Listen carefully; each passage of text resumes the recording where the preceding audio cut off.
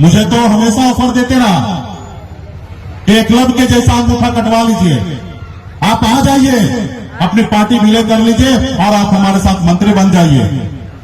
अभी फिर से उनका ऑफर आया कि आप राज्यसभा बन के केंद्र में मंत्री बन जाइए, पार्टी लेकिन विलय कर दीजिए।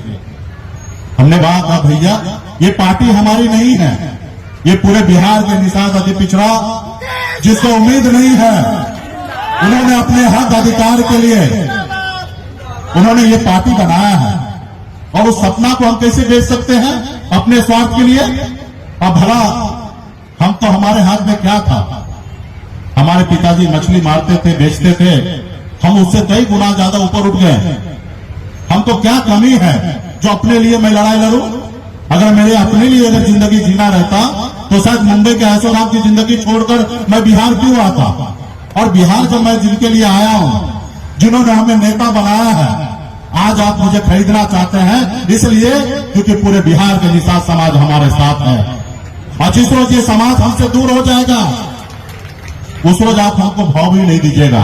आज मुकेश सहनी को क्या, आज हमारे समाज में सैकड़ों लोग हैं, उनको बना दीजिए केंद्र में मंत्री, लेकिन नहीं बनाइएगा, उनको मुकेश सहनी को बनाइएगा क्योंकि इनके पीछे लाखों निषाद का बेटा, पिछड़ा समाज का बेटा पीछे खड़ा है। आज मुझे नहीं खरीद रहे हैं, हमारे समाज को खरीद रहे हैं। और मैं समाज को ही हूं, आपके साथ बेचने के लिए मैं आया नहीं हूं, मैं आपसे लड़ने के लिए आया हूं। आज हमारे साथी ने कहा कि आपके विधायक भाग गए। कोई लोग कहते हैं अरे भैया विधायक कहां भागे, विधायक को खरीदा गया और इस संसार में जो विधायक को 100 करोड़ रुपया दे दे वो विधायक क्यों रुकेगा? उसको डर दिखाएंगे कि आप हमारे साथ आओ, नहीं तो मैं आपको ईडी के पास भेज दूंगा, सीबीआई लगा दूंगा, मरवा दूंगा, तो भला वो क्यों रुकेगा? वो बिक गया। आज मारने वाले से ज्यादा गुनहगार है मरवाने वाला। तो आप सबको पता है कि गुनहगार कौन है। वो विधायक क्यों ही नहीं गया, वो विधायक तो था 15-16 महीना, जब उनको अच्छा ऑफर दिया, उनको धमकाया, फिर गया। और क्यों किया? क्योंकि वो देखा कि मुकेश सहनी को रोको, इस मुकेश सहनी को अभी नहीं रोकोगे तो आने वाले समय में ये रुकेगा नहीं। जिस तरीके से नीतीश कुमार आगे निकल गया, आज उनको 20 साल से उनके पीछे पीछे चलना पड़ता है। अगर मुकेश सहनी अति पिछड़ा समाज चाहता है, पिछड़ा समाज चाहता है, इनके पास अपना 15-16% वोट बैंक है और इनके साथ अगर बिहार के लोग जुड़ गए तो इनके पीछे पीछे घूमना पड़ेगा। इसलिए मुकेश सहनी को कमजोर करो, इनको पहले तो कोशिश करो कि इसको विलय कराओ, नहीं बात मानो तो इनको परेशान करो। तो वही किया और मुझे लगता है कि जितना वो कर रहे हैं उससे अधिक और करेंगे। अब मुझे उसका परवाह नहीं है। अगर मैं जिंदा रहा तो मैं अपनी लड़ाई लड़कर अपने हक अधिकार में लेके रहूंगा। मैंने तो हमेशा कहा कि अगर मेरी अधिकार अगर सुई के नोक बराबर भी है तो मैं अपने अधिकार के लिए दुनिया के हर ताकत से मैं लड़ने के लिए तैयार हूं। मैं किसी के सामने झुकने वाला नहीं हूं, मैं लड़ाई लड़ने के लिए हूं।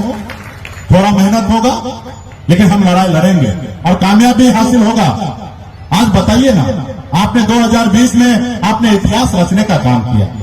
आपके पास भले 4 विधायक था लेकिन कोई 74 विधायक से कम नहीं था। आपको पता है कि जब सरकार बना था 125 विधायक के समर्थन से सरकार बना था, उसमें 4 विधायक आपके पास था और 121 में सरकार बनता है और 125 में से 4 अगर निकाल देते हैं तो 121 हो जाता है, सरकार नहीं बनता है। और आपने पहली बार बिहार में अति पिछड़ा मल्ला का बेटा बिहार में मुख्यमंत्री बनाने का काम किया।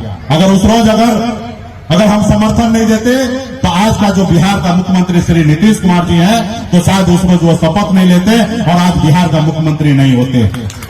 आज पहली बार एक निषाद के बेटा ने मुख्यमंत्री बनाने का काम किया। ये सरकार तो हमारी थी, आज उनके पास ताकत है। हमारे बनाए हुए घर से हमें बाहर कर दिया, हमारे विधायक को खरीद लिया, लेकिन मेरे हौसला को नहीं खरीद सकता, हमारे लोगों के जज्बा को नहीं खरीद सकता। आज मजबूती से लड़ाई लड़ने के लिए तैयार है। तो इसलिए साथियों, आपकी जिंदगी में बहुत सारे कठिनाई आएंगे, उसको झेलते रहना है और अपने मंजिल की ओर भागना है। और हर समय में आपके साथ अग्नि परीक्षा लिया जाएगा। इसके लिए संगठित होइए। पार्टी के प्रति जिस तरीके से पहले से आप हमेशा साथ रहे उसी तरीके से आप साथ रहें। आने वाले समय में जिसमें दम होगा वो बिहार के पे राज करेगा। आपके बिहार में आप देखिए 3 युवा आपको नजर आएंगे। एक लालू प्रसाद जी के सुपुत्र श्री तेजस्वी प्रसाद यादव जी, दूसरा स्वर्गीय श्री रामविलास पासवान जी के सुपुत्र चिराग पासवान जी, और तीसरा आपका सनत मल्ला। और दोनों का विरासत में उसको राजनीति मिला है। पिताजी ने उनको बना बनाया साम्राज्य दिया है। और आप सबको पता है 2014 से पैर रखा और 2020 6 साल में मैंने इतना बड़ा लकीर खींच दिया अपने दम पर आप लोगों के सहयोग से कि इसके लकीर के सामने बड़े बड़े लोगों को अपने हस्ती को ताकत उसको छोटा नजर आ जाता है। और आने वाले समय में लड़ाई होगा। जो दिलों पे, जनता के दिलों पे काम करेगा, उनके हक अधिकार की बात करेगा, वो बिहार में काम करेंगे। और मैं तो देखिए जब भी जो समाज में लीडर जन्म लिया है उस समाज का भला हुआ है। हमारे आदरणीय श्री लालू प्रसाद यादव जी, उन्होंने लीडरशिप लिया। देखिए उनका समाज कहां से कहां निकला। स्वर्गीय श्री रामविलास पासवान जी, हमारे नीतीश कुमार जी, उत्तर प्रदेश में मुलायम सिंह यादव जी, उत्तर प्रदेश में बहन मायावती जी, इन लोगों ने जब जब इनका शासन आया, सत्ता आया, सरकार आया, उन्होंने काम करने का काम किया और उस समाज में कितना आगे से आगे निकला। तो आज आपको भी अपने विचारधारा को जिंदा रखना है। आज मैं क्या चाह रहा था, मैं चाह रहा था मछुआरा मछली बेचने के लिए उनके लिए शेड हो, उनके लिए दुकान हो, मार्केट हो। क्या मैं जो सोच रहा था गलत सोच रहा था? यह हक अधिकार है कि नहीं है? आज 2.25 लाख करोड़ रुपया बिहार में बजट बनता है। इसमें क्या बिहार के 14% निषाद का ताकत नहीं है? उनका अधिकार नहीं है? आज उनका भी अधिकार है। अगर 2.25 लाख करोड़ का अगर बजट बनता है, अगर हम 14% हैं तो आज 35,000 करोड़ रुपया खर्चा करने का अधिकार वीआईपी पार्टी में भी होना चाहिए। और मैं वही कर रहा था। मैं तो नए तालाब का निर्माण करा रहा था। हम मछली बेचने के लिए, मछुआरा के लिए 4 चक्का का व्यवस्था कर रहा था। SC ST को जो अनुदान दिया जाता है 90% अनुदान देने का हम काम कर रहे थे। हम सरकार में रहकर गरीब पिछड़े के लोगों के लिए काम कर रहे थे। ये जो सरकार होता है वो गरीब पिछड़े के लिए होता है। अमीर लोगों से तो टैक्स लिया जाता है। अमीर लोगों के लिए सरकार नहीं है। अमीर लोगों से तो टैक्स के तौर पे पैसा लिया जाता है और वही पैसा से गरीब के लिए व्यवस्था ले आया जाता है। गरीब के इलाज करने के लिए हो, गरीब के बच्चे को पढ़ने लिखने के लिए हो। लेकिन आज गरीब का सुन कौन रहा है? क्योंकि गरीब का बेटा जब 1 नंबर कुर्सी पर रहेगा तो ना, लेकिन उस कुर्सी पे हम है नहीं, इसलिए नहीं हो रहा। देश के प्रधानमंत्री जी ने नारा दिया कि हम अच्छे दिन लाएंगे, गरीब का बेटा देश का प्रधानमंत्री बनेगा, और हमें भी खुशी हुआ, हमने भी उनके लिए काम किया। लेकिन आज क्या हो रहा? हमारे परिवार में 5 किलो चावल दे रहा है, लेकिन नौकरी हमको नहीं दे रहे। आपने देखा होगा 10% सामान्य वर्ग को लोगों को आरक्षण लागू किया गया, मोदी सरकार ने लागू किया। हम किसी समाज को विरोध नहीं कर रहे हैं कि गरीब अपर कास्ट में आरक्षण आपने क्यों दिया। निश्चित तौर पे अगर अपर कास्ट में अगर गरीब समाज है तो उनको भी सरकार से लाभ मिलना चाहिए, चाहे वो आरक्षण का रूप में हो या सरकार का सब्सिडी के रूप में हो, उनको मिलना चाहिए। मैं ये नहीं कहता कि नहीं मिलना चाहिए, लेकिन मिलना चाहिए। लेकिन उसका क्या? जिसको आरक्षण ऑलरेडी मिला हुआ है, बंगाल में निषाद के सभी उपजाति को आरक्षण मिला हुआ है, लेकिन बिहार में निषाद समाज को आरक्षण नहीं मिला है। जहां दिल्ली में संविधान बना है वहां पे दिल्ली में निषाद के सभी को आरक्षण मिला है, लेकिन बिहार में नहीं मिला है। आज हम लड़ाई वही लड़ रहे हैं कि समाज को आरक्षण दो, लेकिन आप हमको नहीं दे रहे हैं।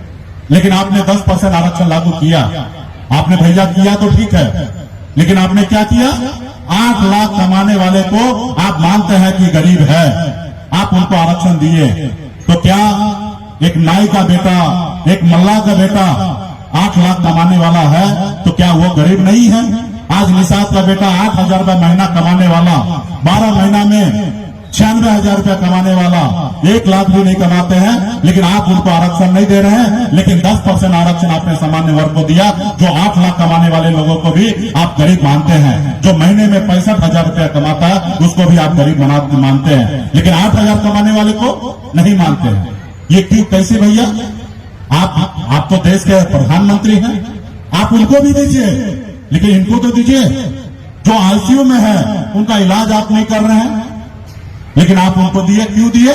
क्योंकि आरएसएस 1925 में स्थापना हुआ, 96 साल इस देश में संघर्ष किया और भारतीय जनता पार्टी को जन्म देकर इस जगह पे पहुंचाया है। और निश्चित तौर पे वो पहुंचे हैं तो वो अपना काम करेंगे, अपने लोगों की बात करेंगे। आज देश में हिंदू मुसलमान की बात करेंगे, क्योंकि हिंदू मुसलमान करके ही उनको सरकार में रहना है। लेकिन आप अभी हमारे साथी ने कहा ना, इस देश का ना हिंदू ना मुसलमान खतरे में है, इंसान खतरे में है। आज आप कैसे संसार बनाना चाह रहे हैं? इसलिए साथियों, आपको भी समझना पड़ेगा, इस दुनिया को देखना पड़ेगा कि दूसरे लोग किस चश्मा से देख रहे हैं, उसी चश्मा से आपको भी देखना है। लालू प्रसाद जी, अगर आप जो चश्मा से इस संसार को देखा है, वही चश्मा से आपको भी देखना है। और जिस चश्मा से मायावती देखे हैं इस संसार को, उसी चश्मा से आपको भी देखना है। और जिस चश्मा से मोहन भागवत जी देखे हैं इस संसार को, उसी चश्मा से आपको भी देखना है। अगर अपने लोगों के लिए काम कर रहे हैं, तो आपको भी अपने लोगों के लिए काम करना पड़ेगा। आप ये सोचिएगा कि वो आपके लोगों के लिए काम करेंगे, तो वो तो नहीं कर रहे हैं। आप बता दीजिए कि मोहन भागवत जी हिंदू के नाम पे क्या हमारे लिए काम कर रहे हैं? तो कल हमें हमारे निषाद समाज को जो बंगाल में जो दिल्ली में आरक्षण लागू है और संविधान में दिया हुआ बाबा साहब अम्बेडकर ने दिया, कल हमारे निषाद को आरक्षण लागू कर दे, हम परसों अपनी पार्टी को विलय कर देंगे। आप हमें अपना गुलाम बनाना चाहते हैं, लेकिन काम नहीं कराना चाहते हैं।